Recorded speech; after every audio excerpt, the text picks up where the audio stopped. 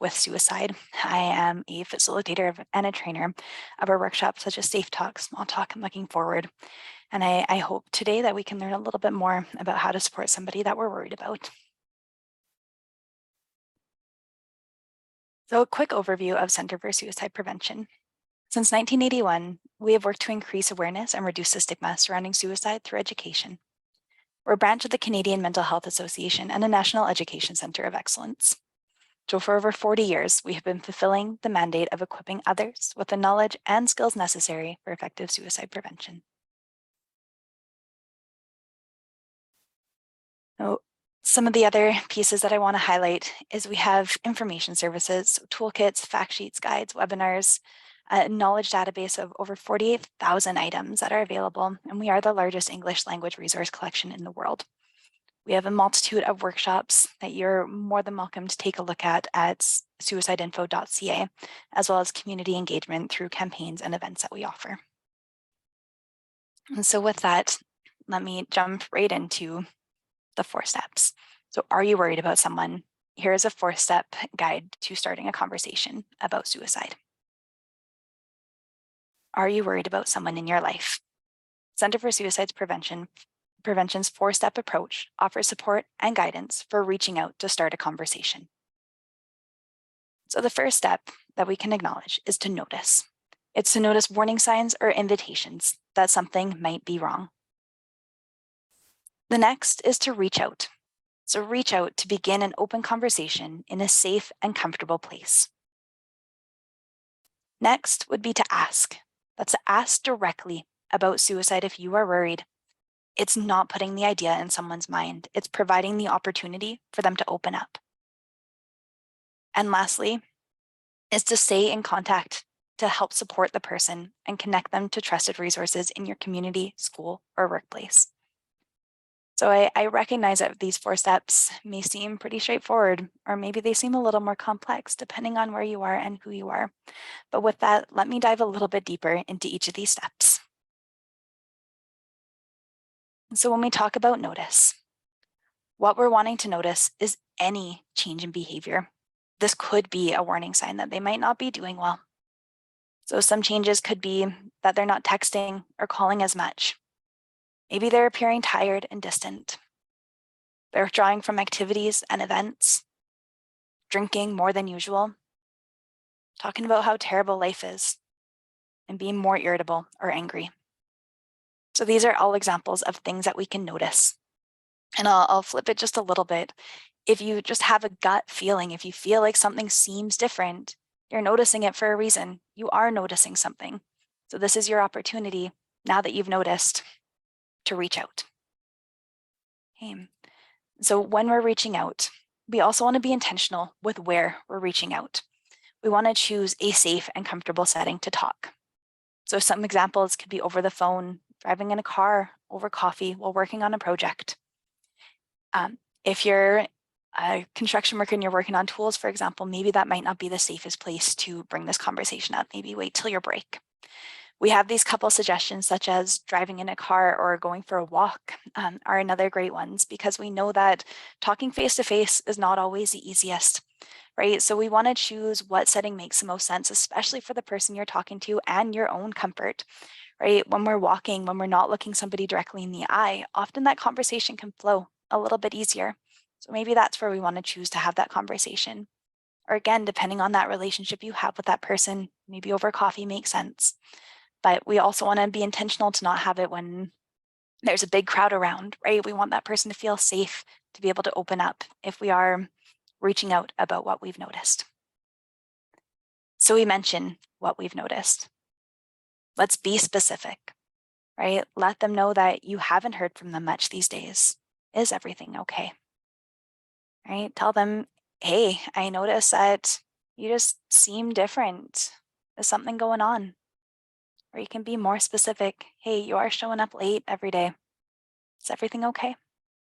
And don't blame or shame, right? To that example of if they're showing up late, we don't want to say, hey, why are you showing up late? What's wrong with you? Right? See how that question can sound like you're blaming or you're shaming them. And take that step back, recognize your tone, recognize how you're saying it. How are you doing? I really want to know. I'm worried about you. So now that we've noticed, we're reaching out, we're in the conversation. We know that we're in a safe and comfortable place. We're not blaming or shaming. Now we want to ask. We want to ask questions and listen to what the person is saying. It's not your job or responsibility to solve the problem or analyze why the person might be feeling this way. Your role is to listen, to be there and show that you care. So some questions that you can ask is sometimes when people are showing up late or not texting as much, they might not be doing so well. And I want to check in, right? You want to avoid problem solving. Often as people that care, as ones that want to support, we immediately want to go to that fix it step, right? That how can we help?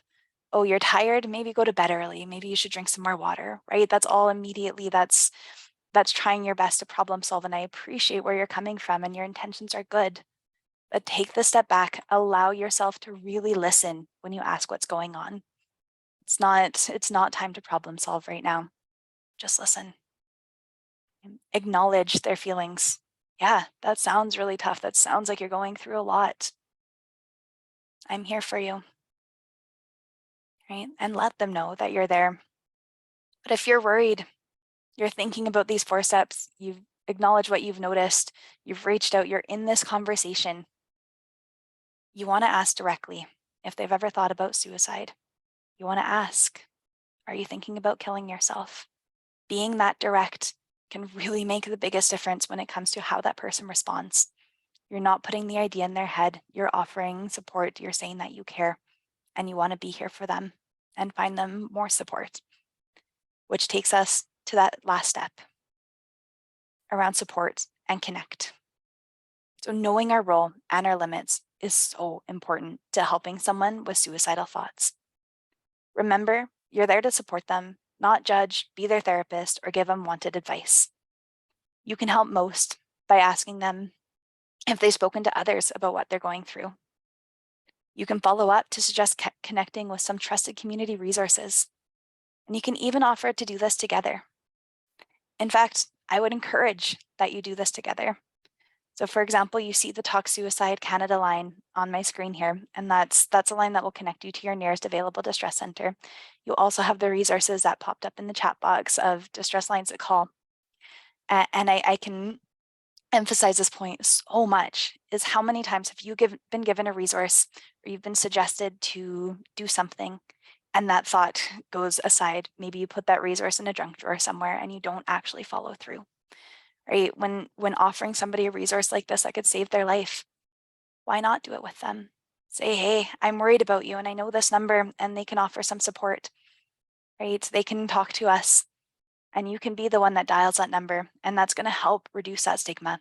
That gives them the chance to see, hey, it's okay. Hey, I know who's going to be on the other line now. If I need to call them down the road, I have somewhere to call. And following the conversation, check in with them often, right? Ask them, how often is it okay to talk to you about this? Can I bring this up? Can I check in on you tomorrow? And if they do have imminent plans to die, call 911 and ensure they're not left alone. So with that, we can acknowledge that we all have a role to play, that anyone can help someone considering suicide, that you don't have to be a professional, that creating a safe space to talk about suicide reduces stigma. It encourages help seeking and help offering. And you can even talk about that you attended today's session and say, hey, I learned a little bit about suicide prevention and I just want to talk to you. How are you doing? That could be your opening. And remember that suicide prevention is absolutely everyone's business. So thank you all so much for giving me this opportunity to share these 4 steps around how to have a conversation and recognize that there's so much more that we can talk about, that we can learn about.